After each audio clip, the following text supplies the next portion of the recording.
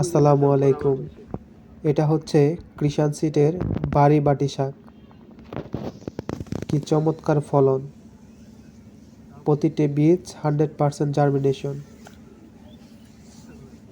এখানে আমরা যা লাগিয়েছিলাম সবগুলো বীজই গজিয়েছে।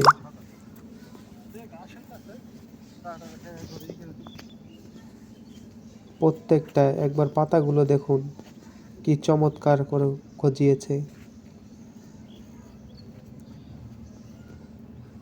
যারা কিষাণ সিটের বাটি শাক নিতে চান তারা আমাদের এই যাত্রী নিতে পারেন। চমৎকার ফলন হয়, দেখতেও বেশ ভালো।